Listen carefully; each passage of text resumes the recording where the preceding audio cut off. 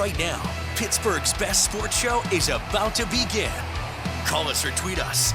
We've got things to talk about on the Ireland Contracting Nightly Sports Call. Yeah, we definitely have a lot of things to talk about. Give us a call tonight, 412-575-2600. I'm Rich Walsh, along with Robby Incmikoski here tonight, and we can talk about the hot weather outside. I'm sure Robby wants to be over at Morgan Wallen right now. You can hear the music Rich, outside. I would much rather be here with you. Come on. I bet. That's right? the most ridiculous thing. Okay. You won't say anything more ridiculous the rest of the night than what you just said. Pomp's over there. So the bar's set extremely Pomp low. blew us off for Morgan Wallen. I don't know a lot of his music. I got to be honest. I don't know. I don't either. But there's a ton of people. There's a lot of traffic. Downtown was a gridlock here tonight. Yeah, it was. It sounds like it's fun. It looks exciting. It's, Rich, I guess, sold out. Tickets are $1 million. Yeah. You know what I love, Rich? I love seeing who walks out with Morgan Wallen because I watch him on social media and I watch the walks that he takes. And that. Yeah. I think today, Pomp tweeted it. I think it was Kurt Angle. I wonder who it's going to be tomorrow because he's here for 2 days. It's going to be Richie Walsh's hair gel that he walks out with tomorrow. It could be another guy. Now I might buy a ticket just to see that. It could be another guy with famous hair, what I'm hearing, potentially tomorrow. So we'll see.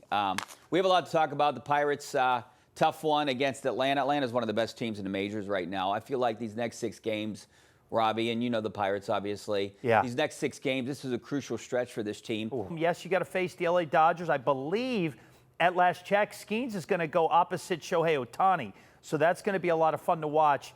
And the other thing, too, is it's a good litmus test for the Pirates. Look, the bullpen, it's obvious. The bullpen has caused them a lot of issues. If they had won just a couple of those games where they've had some big wins, Rich, look at where they would be in the standings. Didn't happen. It is what it is. Got to overcome it. But I wouldn't be surprised if they could win 1 out of the next 2. 3-3 road trip, Houston, Atlanta, going home to face the Dodgers.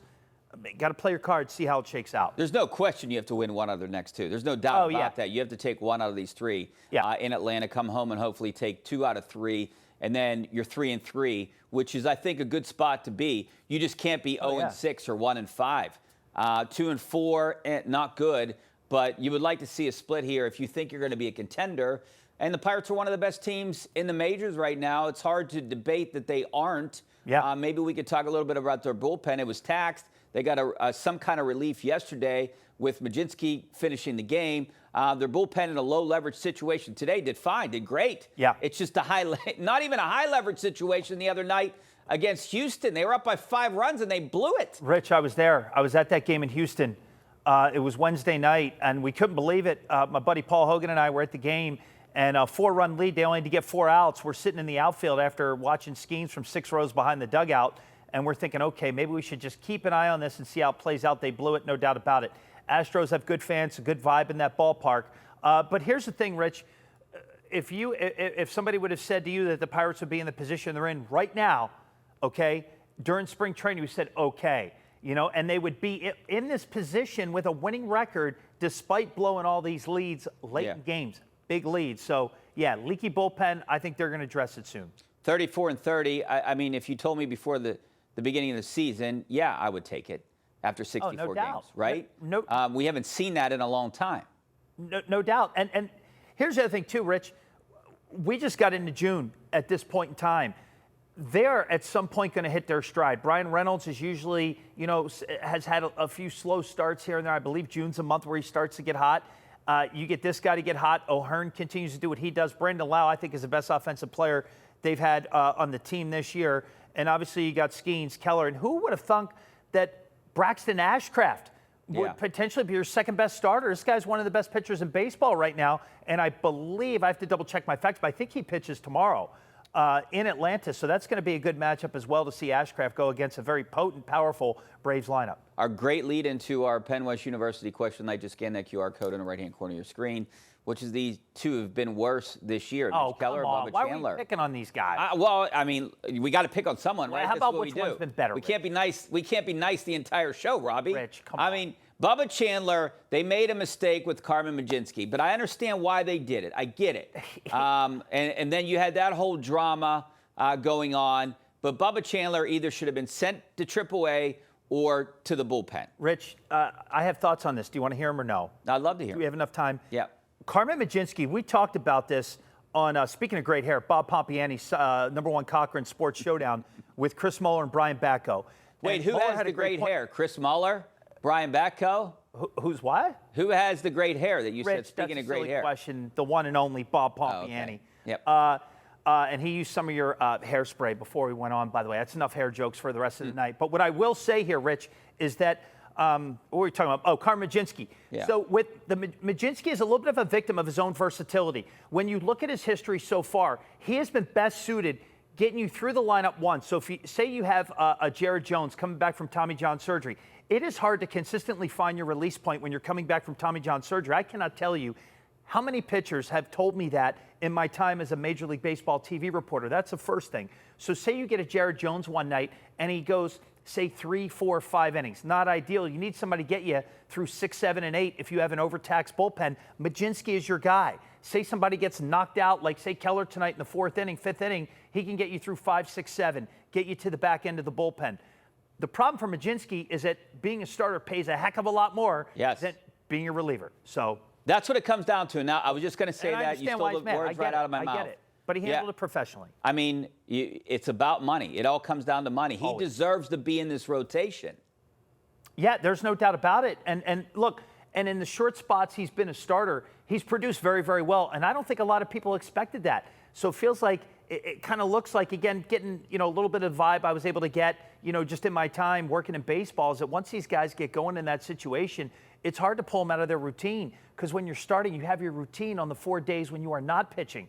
So he has to change up everything. So that's why he was a little peeved at the situation, getting bumped to the bullpen for Jared Jones's return. Yeah, I'm sure there was more to do with it than that. Yeah. But and what if Bubba Short starts you too? Same thing. He can come in long relief, Yeah, I mean, and you can't put, Jared Jones and a Bubba Chandler, the organization views them as higher ceiling guys. Yeah.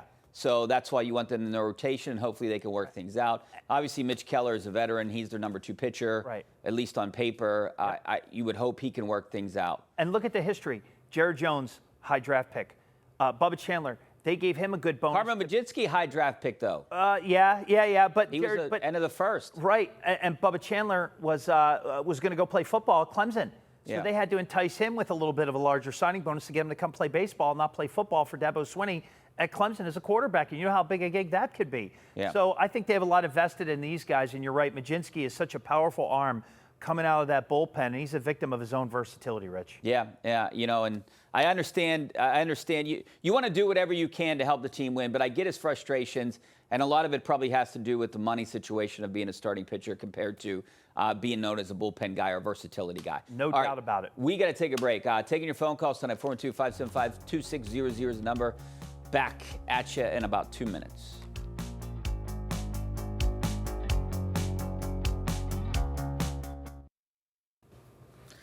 All right, welcome back to the Ireland Contracting Nightly Sports Call. This is our Xfinity tweet of the night. This is from Pony. Pirates 5-12 this year versus left-handed pitchers. Clear Achilles heel. I still like the Pirates. I think it's going to be harder to get into the postseason. But if they get into the postseason, I think they can do a little bit of damage. But yeah, they got to get things straightened out against left-handed pitching. There's no question about that. Guys like O'Hearn, he didn't play today. I think he pinch hit. But Brian Reynolds, 0 for 3.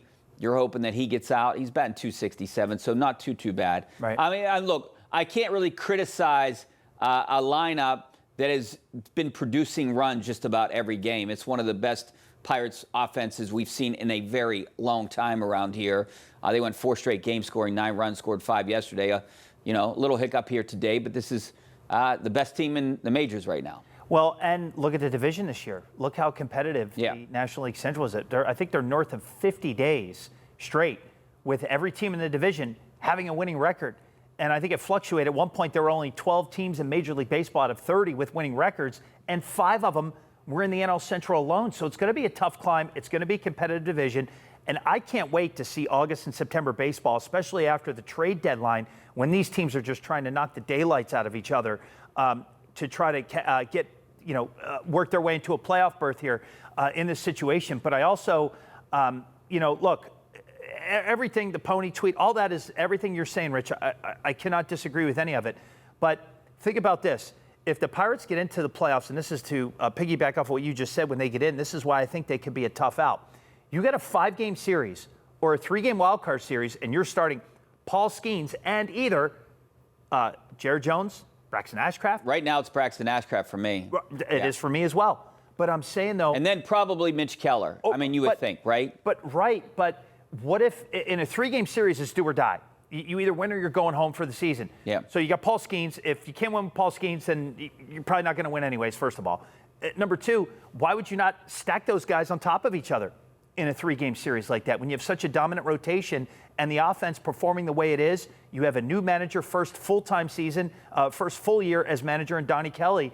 I still remain staunchly in their corner, and I feel good about their playoff chances this year. At this point in time, talk to me in a month, too. maybe it's different, but right now I like it. How can you not? 34-30 right now. They're in the wild card. So obviously. They could have 38, 39 wins right now. The Braves have 43, to put it in that type. They blew 6 games. I mean, if they win 3 of them, they're 37 wins. So you're ahead of the Milwaukee Brewers, or at least tied with them at this point in time. All right, JB and Shady said, how you doing, JB? Oh, hey, what's up, guys? Hey. Hey, I want to talk about Mitch Keller. I really feel like he lacks a killer instinct. Like, last 3 games he's pitched, they've taken a lead, but he's just promptly given up. I don't like him. I would not want him in the playoffs pitching. Question his heart. And I think he does not have that killer instinct. JB, let me cut you off. Don't hang up. Are you saying this because he doesn't show? Well, okay. Is he? You know, my question to JB would have been, is it because he doesn't show a lot of emotion up there? He's not a fiery guy like you see a Jared Jones and a Paul Skeens? Maybe that's where people can look at him in a different way. I worked Mitch Keller's Major League debut. It was in Cincinnati, the second game of a doubleheader, and he gave up a grand slam to Eugenio Suarez in the first inning. I'll never forget it. And I watched this guy face the media every day in what was a very tough 2019 rookie year for Mitch Keller. I know Mitch Keller relatively well. I understand what JB's saying, and I get the point. He does not lack fire. I promise you. But, Robby. Maybe he doesn't show it on the mound, but he has it. Not to cut you off here, but his second halves haven't been great. I mean, that's well documented. So he hasn't been on great teams either. This is the first really good team with a really good offense. Yep. Let's go to Frank in Taylorstown. How you doing, Frank? Hi, guys. How are you doing tonight? Good. Thanks for calling. Hey, I just have a question. How long do you think we stay with this Bubba Chandler experiment? Because, I mean, we need to be winning more games, and I think when you have Carmen Mlodzinski around there, how long do we stay with him? I think that, 2 more weeks, and then we pull the plug on this experiment? I would say probably, I would say the break, right? I mean, do you think that's a good time? Yeah. I mean, it's a valid question. You don't want to ruin. You don't want to ruin. Yeah, Rich, it's a great question. I understand his psyche. it, but look at what they have invested in this guy. And the other thing too is he has minor league options. So if he gets optioned to AAA, it's not the end of the world. No. I know it's going to be a story. It's going to make news. But in reality, that might not be a bad idea to get him some extended reps, get him some confidence. Now look, you're facing the 6, 7, 8, 9 guys in AAA. Way different than facing the 6, 7, 8, 9 guys in the major leagues. Yeah. Okay? And we saw that with Glasnow, and that was one of his issues here in Pittsburgh. But the problem is the Pirates need to add another arm to the bullpen or need to go out and get one, and maybe you might see a move with Bubba Chandler. But then you lose Mlodzinski's versatility at that point. And not to say he's not going to perform as a starter. Move him back in the starting rotation. You're robbing Peter to pay Paul in that situation. So I understand the question, what do you do with Chandler? How long do you wait? Valid question. I don't know what the answer is. But you know the great news, Rich? I don't get paid to make that decision. You get paid to talk about it. Let's talk to Rick in Oakmont. Beautiful place there in Oakmont. What's up, Rick? Hey, Richie. Have either of you guys looked at the earned run average of Mitch Keller over the last 6 years? That would pretty much be his whole career. On, guys. What do you want me to? How do you want me to answer this, Rick? I liked him because he was from Oakmont, and then he was trying. I don't even. Well, he's been in the league 7 years, so if you take out 2019, I mean. His earned run, his ERA. His ERA is pushing 5 right now. I get it. He's had some great starts, and this is what we were talking about. But now he's had some tough, great starts to the season, is what I'm saying. But then he hasn't finished well, and it looks like that's starting a little bit sooner than it has in years past.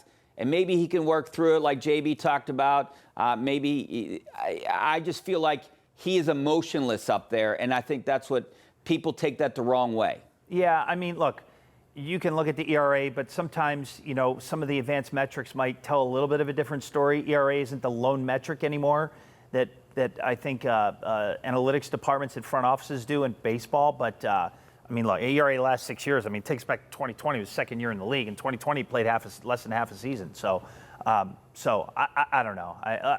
His ERA is 4.50 career ERA. So which is not. Look. I don't think that's too bad. 19 it was $100 million with a 4.5 ERA. 19 it was 7. Right. 20 it was 2.91. 21 was a bumpy year. 6.17, 3.91, 4.21, 4.25. He's been consistently in the fours the last couple years. Now look, that doesn't. That's not really a 2 guy, right? Like on 2.5, a good 3, rotation. 2.5 third starter, something like that. Yeah, but. You were thinking Jared Jones was going to be your 2 guy. Do you remember what Braxton Ashcraft is a, Do you remember what some of these ERAs were of these third and fourth starters over the last 10, 12 years for the Pirates? All right. We're done bashing Mitch Keller right now. They're in a good position. I wish sometimes, you just have to kind of take a step back and say, okay, here's where they are. They're in a good position. The bullpen's leaky. Keller's hit a few road bumps. So is Chandler. This is a good team. This is a really good team here today. He's not a stopper, but Paul Skeens is, and he's had some rough starts too. We're going to take a break back in a couple of minutes. Yeah, they're going to be all right, Rich.